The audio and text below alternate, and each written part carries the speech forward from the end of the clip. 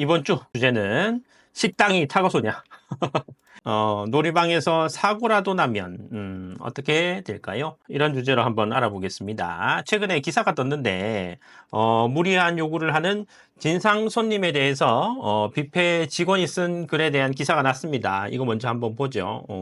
원래 네이트판에 올라왔던 건데 제목으로 뷔페에서 아이 좀 봐주래 라는 게시물이 떴습니다. 일단 이런 일이 일어났다는 전제에서 최대한 인사이트를 찾아보겠습니다. 글을 이제 읽어보면 이렇게 돼요. 노인 2명, 성인 4명, 아이 1명. 아이는 4살에서 5살로 보이는 아이. 이렇게 구성된 가족 손님이 뷔페에 입장했는데, 일단 뷔페 식당이라서 손님들이 음식을 가지러 가잖아요. 문제는 이때부터 시작이 됩니다. 보통 가족 손님들이 이제 뷔페에 가서 음식을 가지러 갈 때는 어떻게 하시죠? 보통은 저 같은 경우에도 우리 아이 어릴 때 같이 데려가 가지고 음식을 가지고 오거나 뭐 하는데, 어떤 가족 중에 누군가가 남아서 어린애가 있다 그러면 애를 보거나 아니면 같이 애를 데려가거나, 나머지 가족들이 먼저 가지고 오고 그 다음에 애 보던 가족 구성원이 이제 음식을 가져오고 그러잖아요. 이게 좀 큰 뷔페 같은 경우에는 애가 잃어버릴 수도 있으니까 거기서 이제 애를 돌보잖아요. 누군가는 남아서 뭐 엄마가 되든지 아빠가 되든지 간에. 근데 이 가족의 엄마 되는 사람은 직원한테 애를 좀 봐달라고 했답니다. 뭐 그럴 수는 있는데 정말 이제 이례적이긴 하잖아요. 그래서 진짜 이런 일이 일어났나 싶기는 한데, 일단 직원은 이제 그 아이 엄마가 애를 봐달라고 하니까 일단은 거절했죠. 당연하겠죠. 식당이지 타가소가 아니잖아요. 그런데 그 엄마가 이렇게 얘기했답니다. 이런 것도 못 해줘요? 이러면서 소리를 질렀다고 합니다. 그래서 매니저님이 직원한테 일단 애 좀 봐주라고 해가지고 잠깐 봐주고 있었는데, 시간이 조금 지나서 그 가족 일행 중에 어떤 남자분이 테이블로 돌아오길래 직원분은 인사하고 갔다고 합니다. 그런데 애 맡겼던 엄마가 와서 화를 냈다고 합니다. 아니, 우리 딸 봐달라고 했는데 어디 갑니까? 어디 가요? 이러면서 직원은 애 아빠가 왔으니까 이동했다고 했는데, 그 엄마 되는 사람이 욕설을 포함해서 여기 뭐 왜 이렇게 서비스가 개판이냐, 이렇게 반응을 했다고 합니다. 네, 조금 문제가 있죠, 그죠? 이 식당의 서비스를 논할 문제가 아닌 것 같은데요. 식당이 타가서입니까? 밥 먹으러 왔습니까? 애 맡기러 왔습니까? 오늘은 법률적인 인사이트를 드리는 거니까 요 법률적인 인사이트를 한번 볼까요? 과연 식당은 애를 맡아줄 법률적인 의무가 있는 걸까요? 이건 근데 법률적으로까지 안 가도 이거 누가 보더라도 뭐 그럴 의무가 있겠니? 이거는 이제 답이 나오시잖아요. 그죠? 근데 법률적으로 이걸 해석을 어떻게 하냐 이런 건데, 오히려 제가 봤을 때는 법률적으로 애를 맡아주는 게 더 문제가 될 수도 있습니다. 이걸 아시려면 일단 채무의 개념, 채무를 분석 한번 해봐야 됩니다. 일단 채무를 알아야 됩니다. 채무가 무엇일까요? 채무, 채권, 채무 할 때 그 채무가 뭐냐? 이걸 쉽게 말하면 법률적으로 어떤 사람이 어떤 사람한테 무언가를 해줘야 될 의무를 지고 있다는 겁니다. 이걸 채무라고 하잖아요. 다른 말로 급부라고도 하고 채무라고 합니다. 돈을 빌렸으면 갚아야 할 의무, 그럴 채무를 지고 있죠. 물건을 팔았는데 물건을 팔고 돈을 받았으면 그 물건을 줘야 할 채무를 또 지고 있는 거죠. 이게 채무입니다. 그런데 이 채무라는 것도 그 안에 분석을 해보면 종류가 많아요. 종류가 되게 많습니다. 그래서 종류를 어떻게 나누냐 하면 주된 채무인가, 부수적 채무인가, 그리고 보호 의무인가, 그 중에서도 안전 배려 의무인가, 이렇게 나눕니다. 말은 어렵죠, 그죠? 말은 어려워요. 근데 이거 쉽게 한번 설명을 해보면, 주된 채무 한번 생각해보면, 이거 주된 채무라는 건 주로 하는 채무라는 얘기잖아요, 그죠? 이게 말만 들어도 알 것 같은데, 이거는 그 계약에서 핵심적이고도 본질적인 채무를 말합니다. 가령 내가 물건을 샀으면 주된 채무는 그 물건을 주는 거예요. 그 물건을 주는 게 주된 채무라는 거예요. 그런데 부수적인 채무는 뭐냐?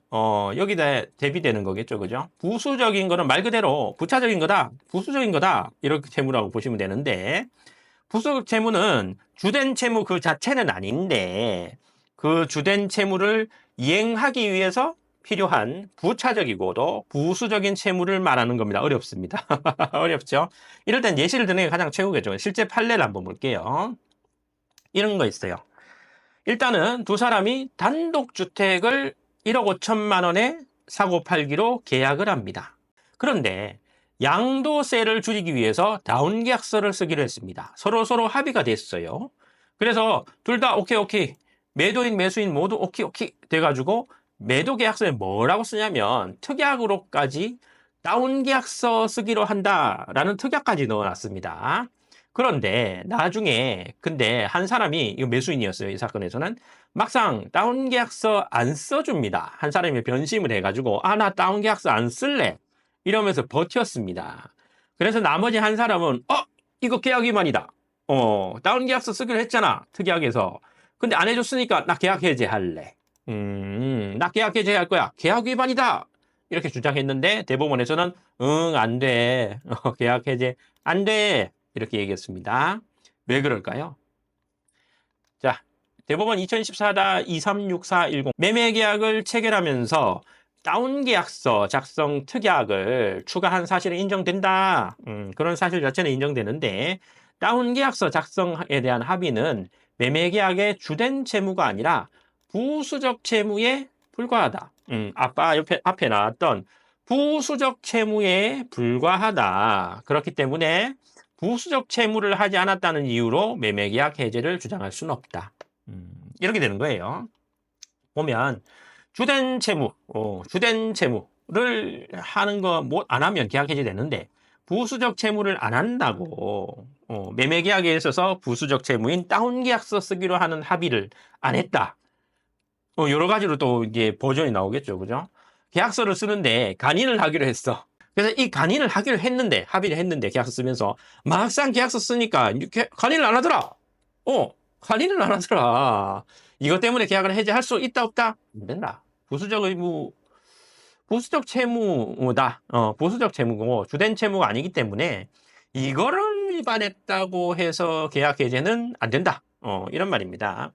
그럼 여기 나오는 거, 부수적 채무 말고도, 보호 의무, 안전 배려 의무 이런 것도 있는데 이거는 뭘까요?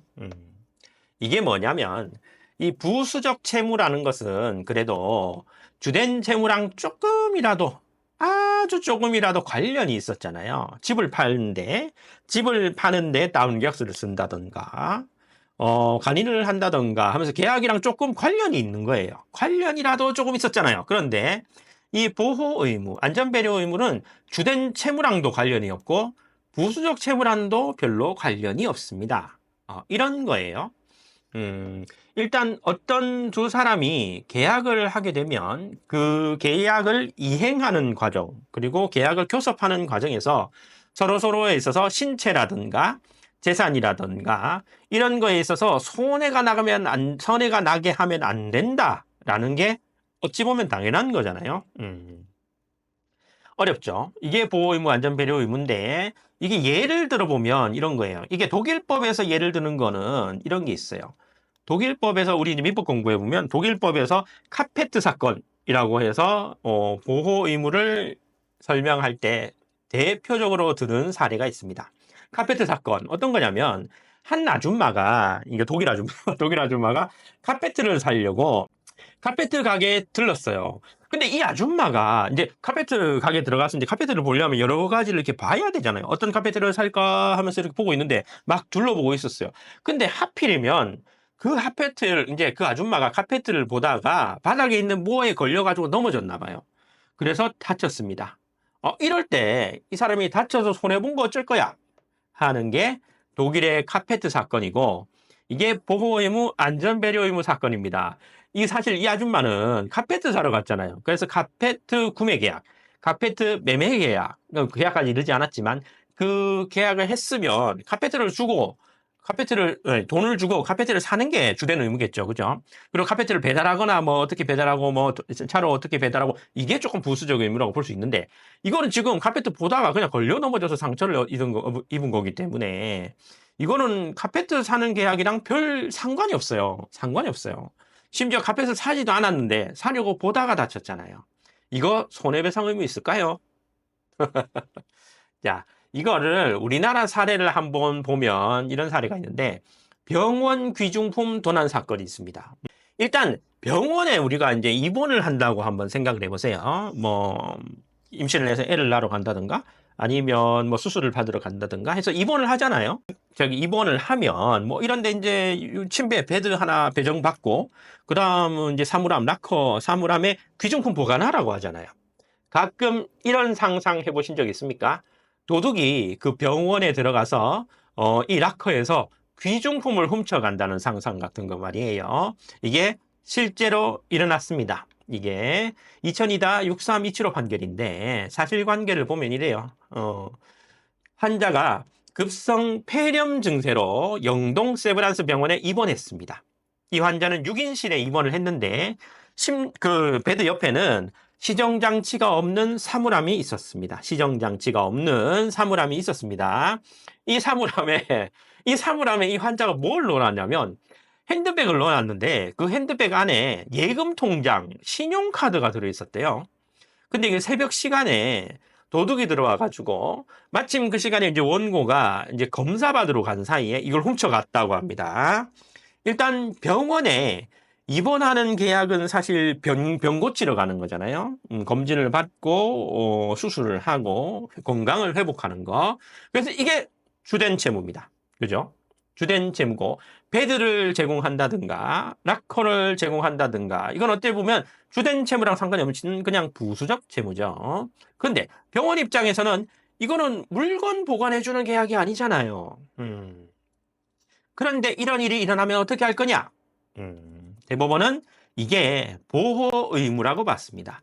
병원이 입원 환자들의 휴대폰 도난 방지를 위하여 취하여야 할 의무의 성질은 입원 계약에 따른 입원 계약, 아까 말했던 주된 채무도 아니고 부수적 채무도 아니고 신의칙상 보호 의무다.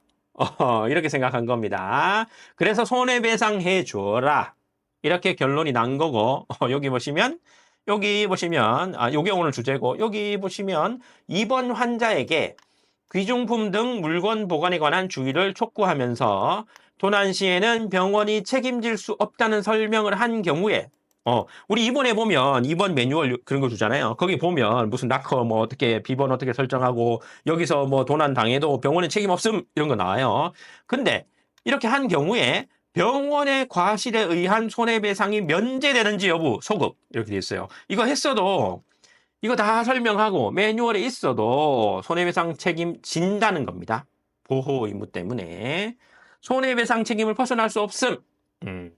이라는 겁니다. 이거는 그냥 오늘 주제는 아니지만 이런 거 많이 보셨죠, 그죠? 식당에 가서도 이런 거요. 식당에 가서 신발 벗는데 이 귀중품 이게 귀한 신발의 경우에 도난 당해도 나 책임 없음 이런 것도 많이 보셨죠, 그죠?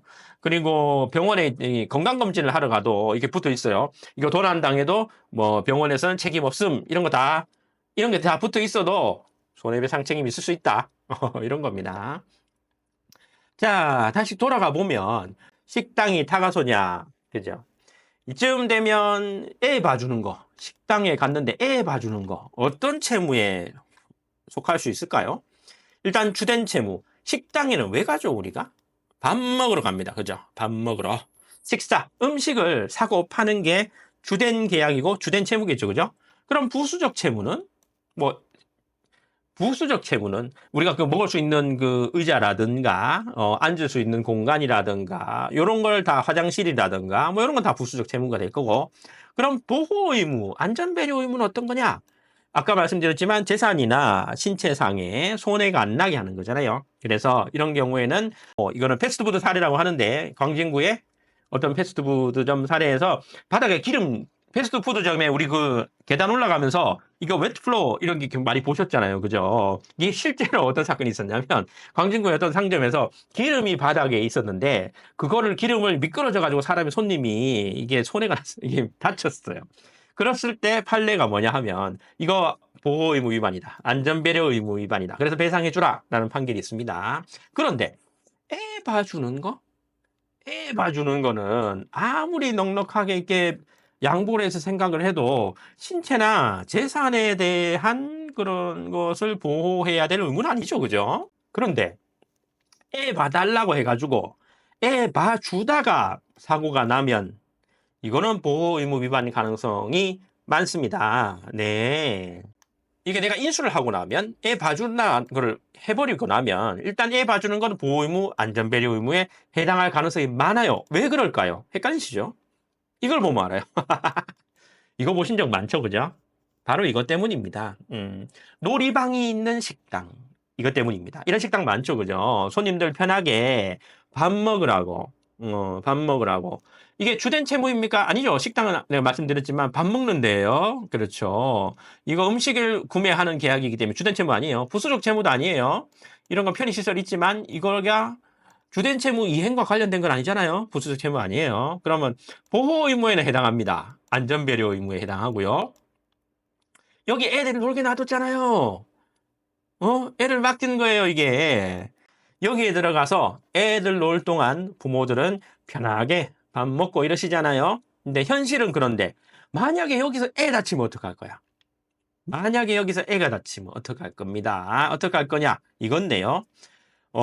사실 이게 실제로 일어났습니다. 실제로 일어났습니다. 울산에서 2016년도에 일어난 사건인데 일단 한 가족이 여기 애기가 있는 가족이 어린 애기가 있는 가족이 울산 남구에 있는 식당에 밥 먹으러 갔는데 이 식당에도 놀이방이 있었다는 겁니다. 이 식당에도 놀이방이 있었는데 이 놀이방에는 특이하게도 이런 미끄럼틀이나 이렇게 잘 안 다치는 시설 외에도 이런 놀이기구가 있었어요.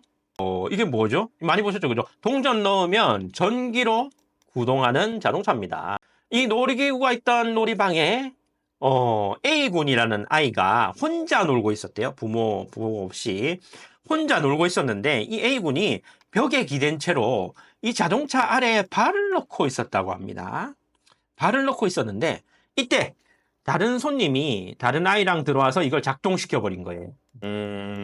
감이 오시죠? 이 바람에 모형 자동차가 이게 작동이 되면서 A군의 오른발을 짓눌렀고 이 사고로 A군은 오른쪽 두 번째 발가락이 절단되는 상해가 발생됐습니다. 안타깝죠, 그죠? 아이고, 안타까워요. 좀 조심 좀 하지, 그죠? 사고가 발생한 건 발생한 거고, 일단 A군 부모는, 이거 식당 주인 잘못이다. 식당 주인한테 4,200만 원 지급하라는 소송을 제기합니다. 이때 나오는 게 무슨 의무다? 보호 의무, 안전 배려 의무입니다. 다시 하지만 식당에서 밥 먹는 데죠. 주된 채무 아니겠죠. 그죠? 주된 채무 이행하는 거랑 아무 상관없죠. 놀이방 부수적 채무도 아니에요. 그렇기 때문에 안전 배려 의무에 해당하는 겁니다. 이에 대한 법원 판단은 이렇게 됩니다. 아이가 놀이방에서 다친 거는 보호의무 위반이 맞다.